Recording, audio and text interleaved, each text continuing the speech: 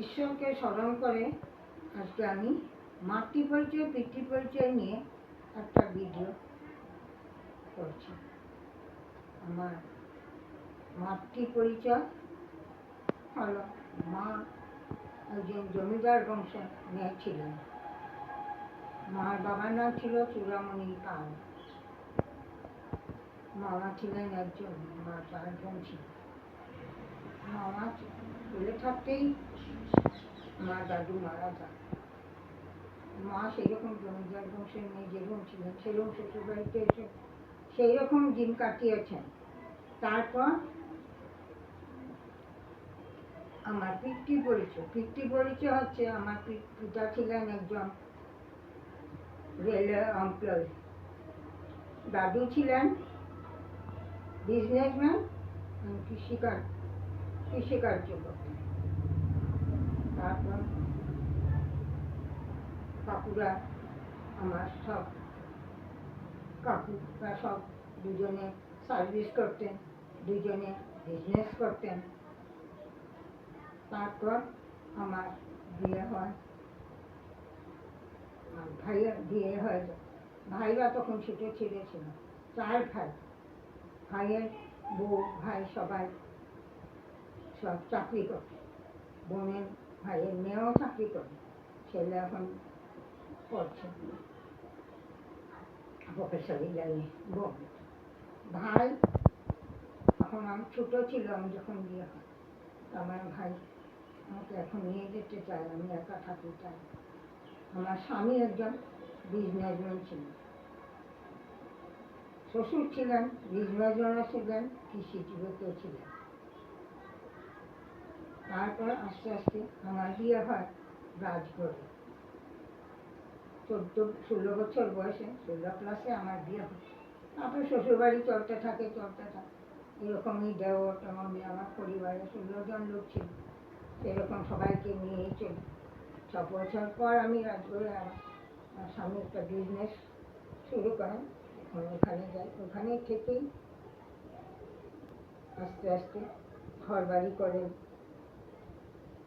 দোকানপাট করেন, ওরকম চলছে। তারপর আমার শ্বশুরমশাই মারা যান, বাবাও মারা যান। আমার মা বাবার নাম ছিল চূড়ামণি পাল, শ্বশুরের নাম ছিল রসমন্দ পাল, আমার দাদুর নাম ছিল কামিনী কুমার। আমি এই ভিডিওটা করছি বাচ্চারা যাতে আমার পুরানো স্মৃতিগুলি মনে রাখে, তার জন্য ভিডিওটা করে রেখে যাচ্ছি। আমার এখন 74 প্লাস চলছে। তখন পরে আগে অতীতের কিছুই মনে থাকবে না, স্মরণ থাকবে না, তাই এই যে ভিডিওটা বানাচ্ছি। তারপরে আমার স্বামী আস্তে আস্তে ওখানে বাড়ি করেন, দোকানপাট করেন, আস্তে আস্তে ভালোই চলতে। তারপরে স্বামী ছোট ছেলে চাকরি পায়, ডিব্রুগড়, ওইখানেই থাকতাম। স্বামী মারা যাওয়ার পর ওইখানেই থাকতাম। এখন আমি এখানে আমার নিজের বাড়িতে থাকি। বড় ছেলে বিজনেস করে, বাবা বিজনেস করে, ও শ্বশুর ওইখানে বিজনেসের সঙ্গে ওইখানে আলাদা বাচ্চা নিয়ে থাকে। নাতিও কলেজে পড়াশোনা। তাই আস্তে আস্তে এরকমই দিন চললো। এখন আমি একাকী হয়ে গেছি। বড় ছেলে রাস্তায়, ছোট ছেলে রাস্তায়। আমি সবসময় সৎ হিসাবে চলতে চাই, অনেস্ট হয়ে চলাটাই আমার মত সবচেয়ে বড়। আমি অন্যায় পথে চলতে চাই না, তাই আমার নিজে ঠাকুর বুদ্ধি বিবেক নিয়ে আমি আমার চলে যাচ্ছি। এখন এটা আগে বলতাম বৃদ্ধাশ্রমে চলে যাবো, কেউ না দেখে। এখন বলি বাড়িঘর ছেড়ে কেন যাবো, কেউ দেখুক চাই না দেবে, মাথা উঁচু করে নিজের বাড়িতে থাকি। পরের দিকে কি হবে বলতে পারি না। যখন জুটে খাই, ঠাকুরকে দিই, পূজা করি। আমার অনেক ভিডিও আছে, দেখবেন, আপনাদের যদি ভালো লাগে। এই অপায়িক মাটাকে আপনারা স্নেহ দেবেন, আদর দেবেন, আপনাদের সবাইকে জানাচ্ছি আমার দাদু মার বাবা যেমন জমিদার ছিলেন, আমার এখনও জমিদার বংশের বাড়ি ঘর সব, স্কুল টিস্কুল, মামাও মাস্টারি করতেন, স্কুল টিস্কুল সব এখনও আছে। আগে যেতাম, এখন যেতে পারিনি না। তারপর সব আস্তে আস্তে সবাই এখানেই বসতি, মামার বাড়ি যত সবাই আস্তে আস্তে বাইরে সব চাকরি নকরি করতে করতে বাইরে চলে যান সবাই। যারা আছেন মামার ছেলে ছেলে বাড়িতেই থাকে। আর ওখানে মাঝে মাঝে আগে যেতাম, এখন যেতে পারি না, বয়সও হয়ে গেছে আমার। এখন আমি একাই আমার বাড়িতে পূজা পাঠ করি, থাকি। আমার ঘরে একজন ঠাকুররা থাকেন, উনি আমাকে দেখাশোনা করেন। উনি একজন শিব সাধক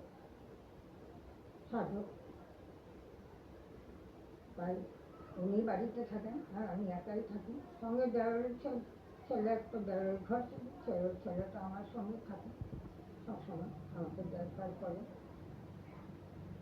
এখন ওই ছোট ওই আমাকে বলে না ভগবান কে মারে না, ভগবান। আর ছোটো থেকে শুনেছি ভগবানের দূত হলো ভগবানে একবার পাঠান, ওকে আমার দূত বলে আছে। এমনি সবাই আছে দেখাশোনা করে, কিন্তু আসল রিয়েল বলতে আপন বলতে কেউই নেই, শুধু আমি নিজে আর আমার ঠাকুর। এই ঠাকুরের উপরে ভরসা করি আমি দিন কাটাচ্ছি, দিন চলছে। আজকে আমি আমার পুরানা শ্বশুরের ভিটিতে বসে বাড়িতে, আমি এটাও আমার স্বামী বানিয়েছিল, এখানে বসেই আমি আজকে ভিডিওটা করছি। আমার শ্বশুরের বাড়ি মাটি বাড়ি সব আছে। এখন খেতে বাতি হয় না, আজকাল কেউ খেতে বাতি করে না, এমনিই পড়ে আছে। কালকে পুজো আছে মনসা, তাই বাড়িতে আজকে আসলাম, সেই শ্বশুরের ভিটিতে রেখে শ্বশুরের নাম স্মরণ করে এই ভিডিওটা বানাই। আপনাদের যদি পছন্দ হয়, আমাকে এই অপায় মাটাকে আপনারা ভালো যদি বাসেন, তবে আমার প্রতি শ্রদ্ধা আমাকে বলবেন যে ঠাকুর যেন আমাকে কখনো বিছানায় ফেলে না রাখে। এটাই আপনাদের কাছে আমার অনুরোধ, আমাকে যেন ঠাকুর উদ্ধার করে নিয়ে চলে যায়, যাতে আমি বিছানায় ফেলে পড়ি। আমার বাড়ির ফ্রন্টেই দুর্গা মন্দির আছে, এগুলি সব ভিডিও দেওয়া আছে, দেখবেন। এখন আমার দেওয়ারে নেই, আমার ভিডিওটা করছে, কখনো আমি নিজে ভিডিও করি, ওটাতে আমার পেজ দেখতে পাবেন না। Thank you, bye bye. আপনাদেরকে ধন্যবাদ জানি, all brother and all sister সবাইকে নমস্কার জানি আমার ভিডিওটা সমাপ্ত। Bye bye, thank